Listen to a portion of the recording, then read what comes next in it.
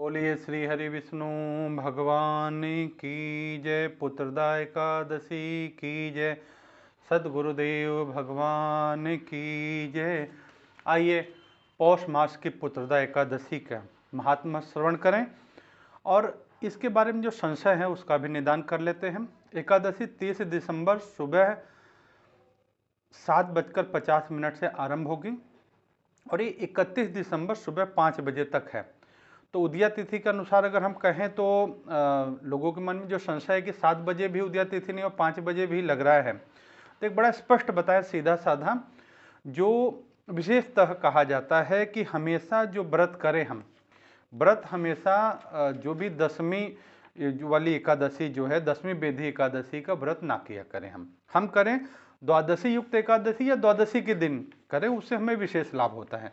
तो इसमें ये जरूर है कि अलग अलग स्थान अनुसार समय का थोड़ा सा पंचांग अनुसार थोड़ा सा ऊपर नीचे होगा, फिर भी जिसकी जहाँ जैसे श्रद्धा है, कुछ लोग 30 को रखना चाह रहे हैं, उनकी विशेष श्रद्धा है, वो अपना 30 को रखे। लेकिन जो शास्त्र सम्मत बात कही गई है कि दसवीं बेदी नहीं द्वादशी युक्त एकादशी करें, तो 31 दिसंबर को हम सभी लोग करें। 31 दिसंबर को व्रत किया जाएगा और इसका पारण जो होगा 1 जनवरी 2026 को सुबह 7:13 से लेकर 9:19 के बीच में आप व्रत को पूरा भी कर सकते हैं।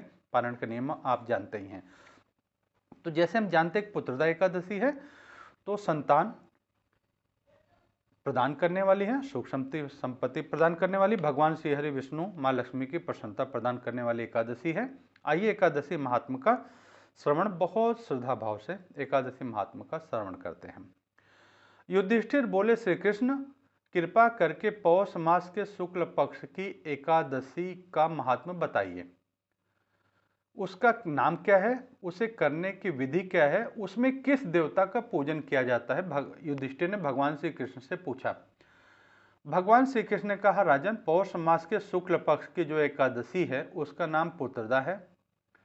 पुत्रदा एकादशी को नाम मंत्रों का उच्चारण करके फलों के द्वारा श्री हरि का पूजन करें।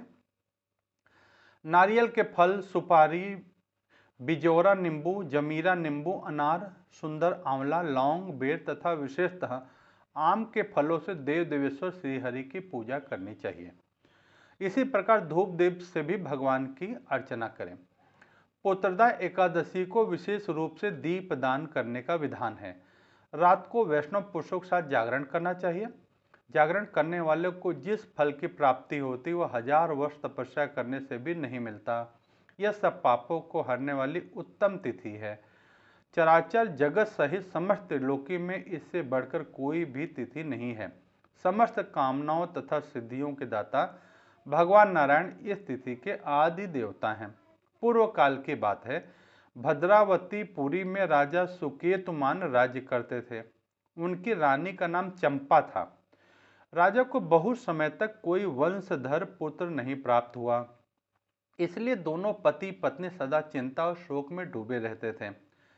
राजा के पितर उनके दिए हुए जल को शोकोच्छ्वास से गर्म करके पीते थे।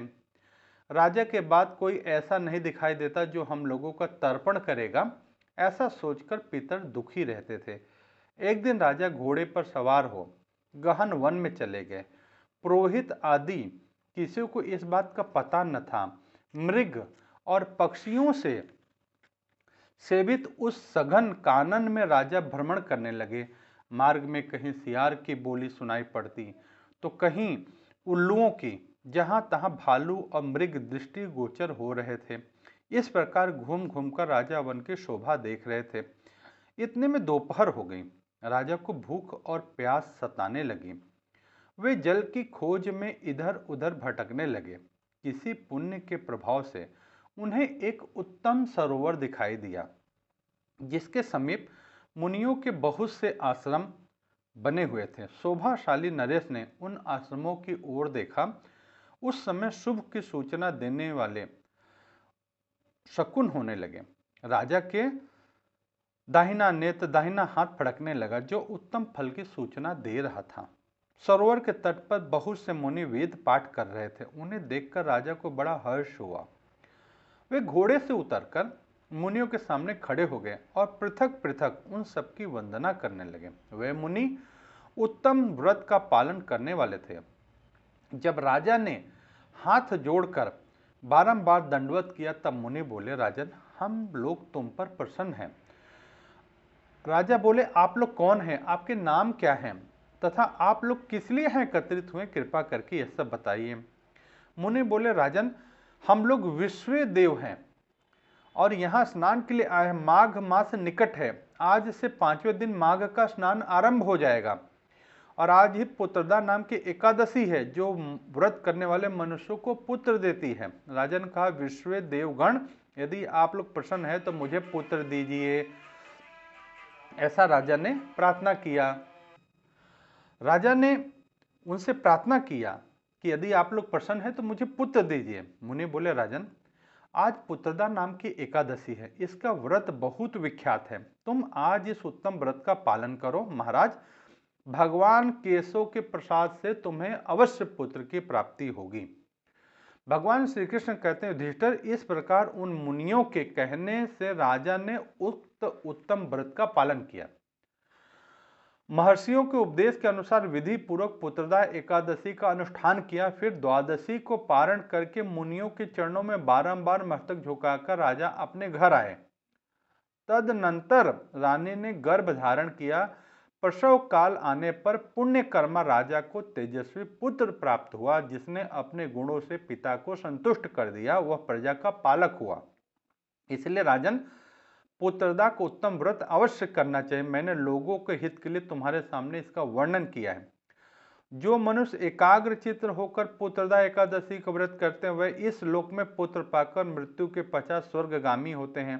इस महात्मा को पढ़ने और सुनने से अग्नुष्ठम यज्ञ का फल मिलता है। खाली सुनने मात्र से भी अग्नुष्ठम यज्ञ का फल मिलता है। देखिए इसमें बहुत विशेष बात, जो अन्य प्रकार के विभिन्न प्रकार के फलों की बात कही गई है, नारियल फल, सुपारी, बिजोरा नींबू, जमीरा नींबू, अनार, सुंदर, आंवला, लौंग, बेर, विशेषता आम के फल। देखिए ये बड़ा स्पष्ट मैं कह दूं कि ईश्वर हमारे भाव के भूखे हैं। जहाँ तक सामर्थ्य हो, जो चीज़ सामर्थ्य हो उस चीज़ को आप भगवान को अर्पण करिए। प्रसाद समझ के आप स्वयं पाल लेते हैं, ये तो भगवान को हम अर्पण करते प्रसाद हो जाता है। लेकिन जो चीज़ नहीं है उस चीज़ को भी आप मानस में चढ़ा सकते हैं। मन ही मन आंख बंद करके, हे प्रभु ये जमीरा नींबू आपको अर्पण, जो चीज़ संभव नहीं है इसमें भगवान भाव के भूखे हैं तो भाव से भी आप चढ़ा सकते हैं। दूसरा जो ये बात आती है, कई लोगों का प्रश्न, तो वैष्णव पुरुषों के साथ लिखा है। देखो वैष्णव मतलब ऐसा कोई यहाँ जात पात का भेदभाव नहीं है।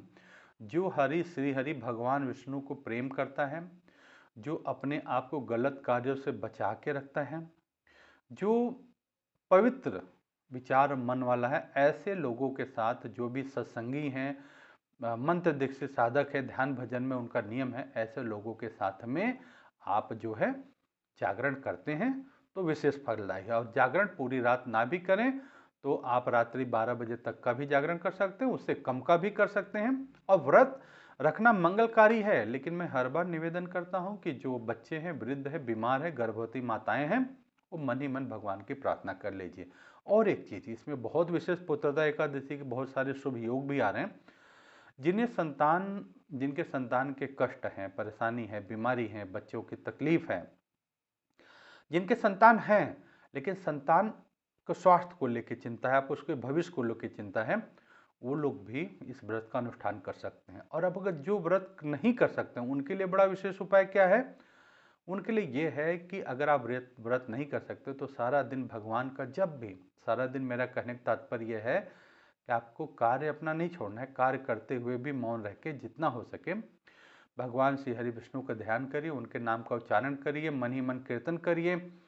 आपको उत्तम लगे तो ऑडियो चला करके नारायण नारायण कीर्तन, ओम नमो भगवते वासुदेवाय का, अच्युताय गोविंदाय अनंतनाय अनंताय नाम वासुदेव अनंत हरे परमात्मा नमः, प्रणत कलेश नाशाय गोविंदाय नमो नमः, जो मंत्र आपको आता है हर मंत्र का आप जप करिए, उच्चारण करिए। मेरा कहने का तात्पर्य है श्रद्धा से करिए। बहुत सारे मंत्र जप के सुना के भी आपका भाव वहाँ एकाग्र नहीं है तो लाभ नहीं होगा। तो पुत्रदा एकादशी मंगलकारी होगा अगर आप 31 को व्रत रख लें। बाकी जो 30 को रखना चाहें उनके लिए भी उनका अपना विधान है। 31 को व्रत रख लें, बहुत विशेष होगा, द्वादशी युक्त है। और 1 तारीख को आप पारण 7 बजे के बाद में, 7:15 बजे के बाद में अपना व्रत पारण कर ले। पारण के नियम आप जानते ही हैं, 7 चने के 14 दाल बनाते हैं और 14 दाल, हर व्यक्ति का अपना पारण का नियम है। हम बताएं 14 भुने हुए चने के, 7 चने को तोड़ दिया, 14 दाल बन गई। 14 दाल अपने पीछे फेंक के प्रार्थना की, हे प्रभु हमारे जो भी करोड़ों जन्मों के पाप ताप हो सब नष्ट हो, हम जन्म मरण से मुक्त हो, हमारी ये मनोकामना पूर्ण हो, ऐसी भावना कर लीजिए। उसके बाद में 7 चना भुना हुआ उसको खा करके जल 7 अंजलि पी लेते हैं। जैसा भी आपका बने, मन में कोई विशेष संदेह नहीं रखना, श्रद्धा भाव से करना और वीडियो दूसरों तक भी अवश्य पहुंचा देना, ताकि सभी के मन का संशय दूर हो और सभी को ईश्वर का ये व्रत का लाभ प्राप्त हो, सभी का मंगल हो। ऐसा मंगल प्रार्थना श्री हरि भगवान विष्णु के चरणों में। नारायण नारायण नारायण।